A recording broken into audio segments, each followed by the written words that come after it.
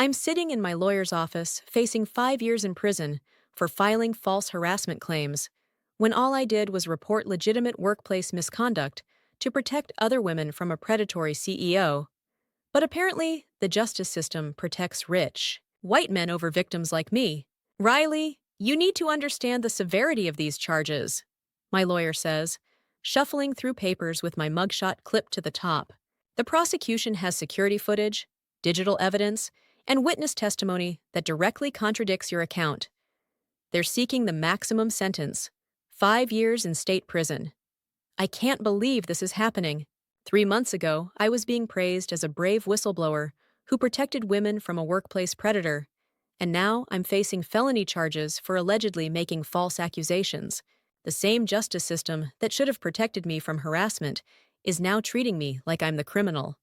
But I was trying to protect other women, I tell him. How is that a crime? He looks at me with that same expression everyone's been giving me lately, like I'm delusional. The evidence suggests you fabricated assault claims to eliminate competition for a CEO position. That's not protecting women. That's fraud. Before I explain how we got to this nightmare, please do me a small favor. Make sure to subscribe to the channel, hit that like button, and let me know in the comments. What city are you watching from? It really helps me feel less alone, knowing there are people out there who might actually understand my situation. Now let me tell you how my entire life got destroyed, starting from the beginning. I'd been working there for 4 years, putting in 60-hour weeks, taking on extra projects, doing everything right to position myself for advancement. When our CEO announced his retirement last spring, I knew this was my moment. The position paid $350,000 annually, plus stock options, enough to finally prove I'd made it in a male-dominated industry. I'd been strategically networking with board members for months, highlighting my contributions to major client acquisitions and process improvements. My performance reviews were stellar, and I'd completed my MBA specifically to qualify for executive roles. Everything was falling into place until they announced that Evan Martinez, some senior director from the finance department, was being fast-tracked as the likely successor. Evan had been at the company for 6 years and definitely had more traditional executive experience, but I couldn't understand how someone who just pushed numbers around all day was more qualified than someone who actually managed real projects and client relationships. The whole thing felt like another case of the old boys club protecting their own. When I voiced my concerns to my friend Caitlin from admin, she tried to be supportive, but I could tell she didn't really get how devastating this was for my career trajectory. "Riley, maybe there'll be other opportunities," she said when I called her crying after the announcement. "You're only 29. You have time to build up more experience." She meant well, but she didn't understand that opportunities like this don't come around often for women in tech. While guys like Evan get fast-tracked based on potential, women have to prove themselves 10 times over just to be considered. The board officially announced Evan as their preferred candidate in early June, and I felt like my world was crashing down. I'd invested everything in this opportunity: the extra education, the networking, the sacrifices I'd made to prove myself worthy of executive leadership. Seeing it handed to someone who probably never had to work twice as hard just to be taken seriously made me physically sick. I started researching similar situations where qualified women had been passed over for less deserving male candidates, and that's when I discovered how many of these men had histories of inappropriate workplace behavior that companies covered up to protect their investments. It made perfect sense that someone like Evan, who seemed to glide through his career without any real struggles, probably had some skeletons in his closet that the board was choosing to ignore. The more I thought about it, the more I realized I had a responsibility to investigate whether Evan had engaged in the kind of behavior that would make him unsuitable for CEO. If he had been inappropriate with female colleagues, the board needed to know before making such an important decision. I started paying closer attention to his interactions with women in the office, looking for signs of the subtle harassment that men like him often got away with. I began staying late when I knew Evan would be working, trying to observe his behavior when he thought no one was watching. I also started asking other women in the office casual questions about their interactions with him, framing it as general workplace culture discussions. Most of them said he was professional, but I could tell some were hesitant to speak openly about a potential CEO. The power dynamics made honest feedback nearly impossible. Has Evan ever made you feel uncomfortable? I asked Sarah from marketing during lunch one day. She looked confused and said, "No, why would you ask that? He's always been perfectly professional with me." But I could see the uncertainty in her eyes, like she was second-guessing herself. That's exactly how these situations work. Women are conditioned to doubt their own instincts about inappropriate behavior. After weeks of careful observation and research, I realized that if Evan had engaged in misconduct, he was probably smart enough to hide it well. Men in his position usually were. The system was designed to protect people like him while silencing victims who tried to speak up. Someone needed to be brave enough to expose the truth, even if it meant putting their own career at risk. That's when I decided to file a formal complaint with HR and local law enforcement about the pattern of inappropriate behavior I'd witnessed and experienced firsthand. I knew it would be difficult, and that Evan's supporters would try to discredit me, but protecting other women from a potential predator in the CEO position was more important than my personal comfort. I spent several weeks documenting every interaction I'd had with Evan, reviewing email exchanges and text messages for evidence of inappropriate conduct. I also researched the legal requirements for harassment claims to make sure I presented the strongest possible case. The more I dug into his behavior patterns, the clearer it became that he had been systematically creating an uncomfortable environment for female employees. There was the time he'd sent me a message saying, "You seem really smart and interesting.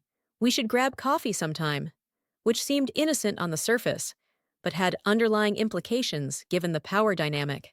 Then there was the meeting where he'd complimented my presentation skills and mentioned how much he valued dedicated team members like me. The way he emphasized dedicated felt loaded with meaning. The incident that finally pushed me to take action happened during a late evening in July, when I was working on quarterly reports. I had deliberately stayed late because I knew Evan would be there, and I wanted to observe his behavior when the office was mostly empty. Around 9 p.m., he approached me in the break room, and his demeanor immediately made me uncomfortable. He stood closer than necessary and said, "Wow, you're really dedicated to stay this late. I admire that kind of commitment." Then he added, "We should really get to know each other better, especially with all the changes coming up." The way he said it, combined with his positioning and the isolated setting, made his intentions crystal clear. When I tried to step away, he moved slightly to continue the conversation and made a comment about how ambitious women like me could benefit from having allies in executive positions. He placed his hand on my arm while saying this, which was completely inappropriate physical contact. I managed to excuse myself and leave, but I knew I couldn't let this behavior continue unchecked.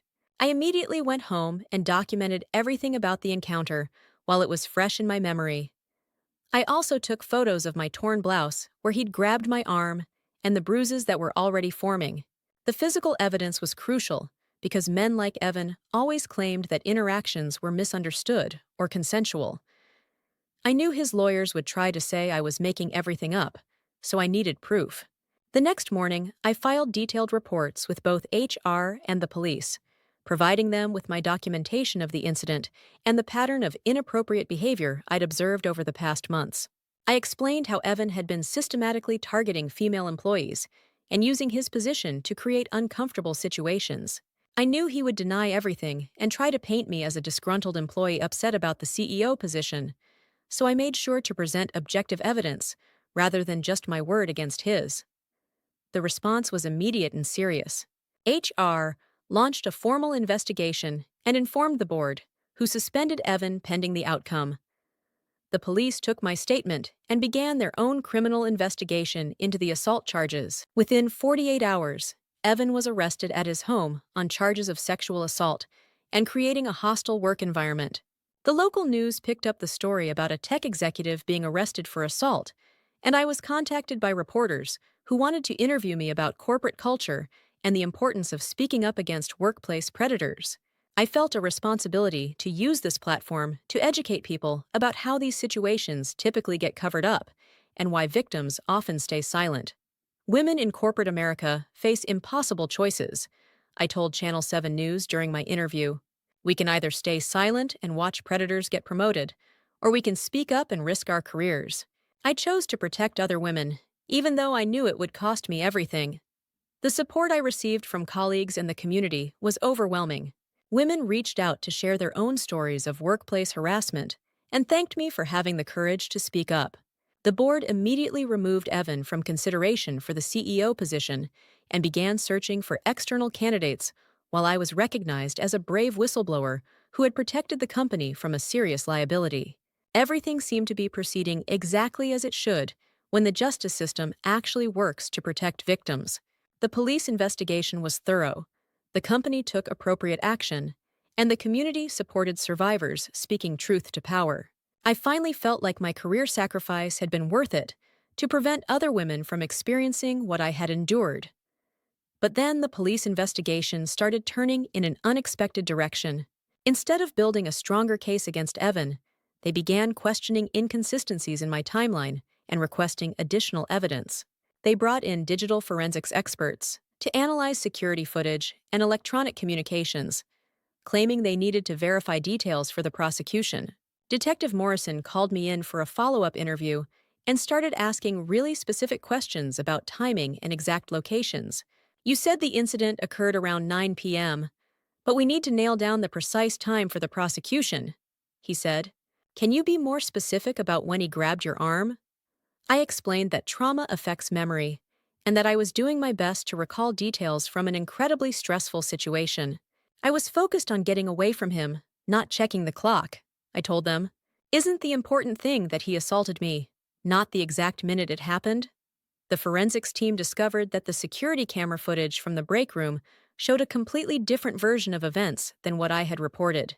According to their analysis, my interaction with Evan lasted less than 3 minutes, with normal body language and conversation.